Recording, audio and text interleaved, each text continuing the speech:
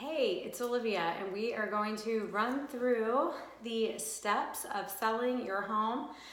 And all of the steps, I'm going to speak from a buyer's perspective as well as a seller's perspective. So it's exciting. We've met, we've had our pre-list consult, we've gone through everything for home and list preparation, and now your home is on the market, or now we are out shopping for your home. So I am always out of breath. I know, my allergies are so terrible. So once a home goes under contract, that is a signed contract by both parties and executed by either the selling or the listing agent. So you go, you look at home, you find it, we make an offer, and that offer is accepted, and all parties agree, and the contract is signed and executed. We're now under contract. Part of that contract indicates an option period. The option period is the number of days between the contract being executed and you having the right, or the buyer having the right, to terminate without cause. This is a period of time which is normally 7 to 14 days, depending on several different factors, which I'll talk about. But your option period in general is to give you time to have an inspection done on the property. So if you're a buyer, to have the inspection done. If you're a seller, for your buyer to have the inspection done. So you've got your contract signed. Now we're in that option period, which is an agreed upon number of days. So typically what will happen is an inspection on the property is ordered. That inspection should take place 1 to 3 days after day one of being in contract, under contract. A licensed inspector will come to the home, depending on the square footage. That could take up, like from an hour and a half up to 3 to 4 hours. It is most ideal that the inspector is allowed to be at the property on his or her own, without the seller or the buyer there. He is there to do a job. He is focused. He might be referencing different things, taking notes, writing the report as he goes, entering notations on a computer, but he is there for a specific time frame to knock out a particular job. Licensed inspectors have access to code. They have a great understanding of conditions of homes, but they're not always experts in specific areas like HVAC, roof, plumbing, electrical. They are licensed to inspect. They are not necessarily plumbers, electricians, etc. So they create a report, and a great thing at the end of that inspection that a lot of these guys offer is kind of a conversation. So if that inspection lasts an hour and a half, that inspector a lot of times is willing to review or go over that inspection with the buyer or the seller, depending on who they're providing the inspection for, just to review his or her findings. Then that report is emailed over, and they're scary, guys. I mean, they're like 30, 35 pages. They use a lot of really big words. What's really important out of an inspection is that it's buyer beware. It's just saying, hey, here is full disclosure, my evaluation of the condition of this property at this time. It is not necessarily a renegotiation tool. It is not necessarily a list of everything that you have to do or have done.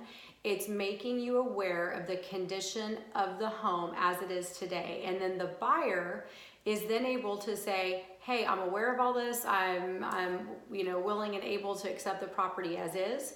Or the buyer may say, you know what?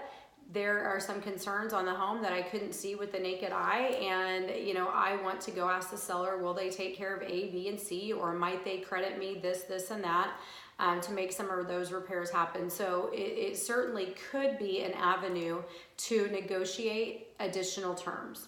So you're under contract, you're in your option period, and that inspection is ordered, the inspection is completed, the inspection report is received by the ordering party, and then the buyer is able to either accept property as is and move forward, allow the option period to expire, and then we go on.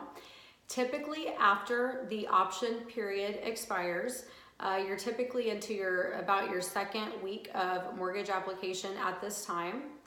During that period, your lender is going to order an appraisal. I want to step back because one of my messages about this topic is talking about out-of-pocket expenses when you are the buyer.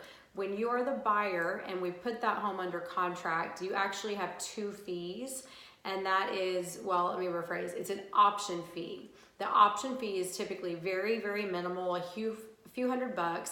That is your good faith money that you are giving to the seller to say, hey, I'm gonna give you a $250 option fee to take the house off the market for 7 days of my option period so that I, as the buyer, can do my due diligence, make sure that I'm ready to move forward, make sure that everything that comes back on the inspection report is okay with me. So that's the option period, is actually money that goes from the potential buyer to the seller. And then you have your earnest money. Your earnest money is due at the same time. Both your option fee and your earnest money are due within 2 days of writing the contract.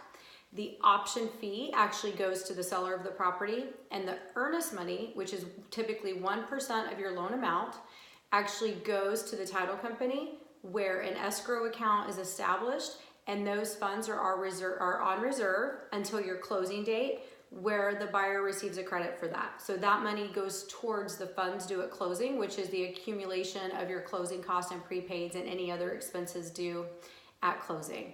So the third check that you'll have out is your inspection. Inspections can vary on price based on the square footage of the home. Typically, I see them starting in the 400s, going up to the 700 range for square footages of maybe over 4,000 square feet. Some inspectors may be a little bit more, some may be a little bit less. The next check that you will write as a buyer, or the next thing to expect if you're selling, is for the buyer's lender, assuming it is a finance deal, not mortgage, but they're going to order an appraisal on the property. So appraisals typically range in price from about $500 to $700. An appraisal is, again, a licensed appraiser who is hired by the lender or the bank to validate the value of the home. They want to go out to the home, measure it, look at its condition, and based on data in the area, confirm to the bank or the lender, yes, Mr. Lender, this home is what it says it is on the contract, and we assess the value of this property based on area comparables and sold homes at X dollar amount. So it's the bank's way of ensuring their investment by confirming the value and condition of that property.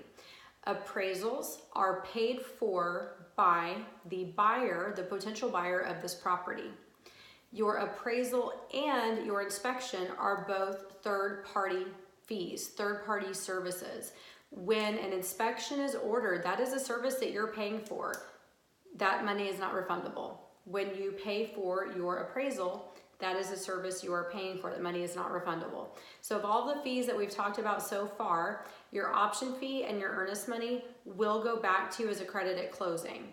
When you take a home under contract, you are making a potential investment into your appraisal and your inspection that, should you decide not to purchase that home, or should you ultimately not qualify for the financing, those monies are gone because you're paying for the third party services to do that. Once the inspection is done and the appraisal is done, let's say that the appraisal comes back at value. So now we're just preparing to close. Preparing to close, both parties will receive pretty regular communication from the title company requesting information, requesting signatures. They are working with counties and tax authorities to finalize the transaction for the close of escrow and the transfer of title. So I hope this was kind of helpful, just setting expectations on what happens from contract to close. Once the title company is ready, they, like I said, coordinate with the lender, with the taxing authorities, they get everything together, and then both parties go in for what is called their signing. Signings can happen at the title company, signings can happen remotely. We're getting very close to signings being able to happen electronically. I can't wait for that to happen, by the way. A little shout out to my preferred title company. I have worked for years and years on and off with Independence Title. They are my preferred title company this time, and they are absolutely phenomenal. But anyway, the title company prepares for closing. Both parties will go in, the buying group and the selling group will sign documents separately.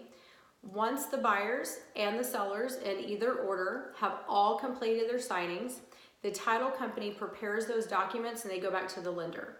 The lender reviews those documents.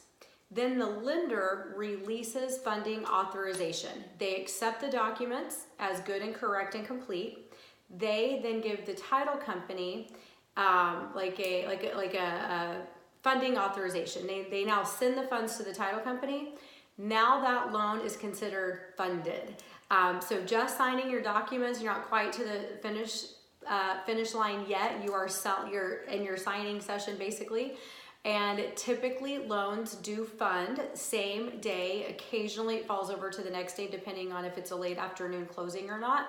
And then upon funding, you as the seller either hand the keys over, or as the buyer, you receive the keys and are a proud homeowner of a new home. So I make these videos so that clients that I am currently working with, if I ever need to reference or just give them some quick notations, I have these stored on my YouTube channel. So if you're not already subscribed, please do. Olivia Bernard Real Estate.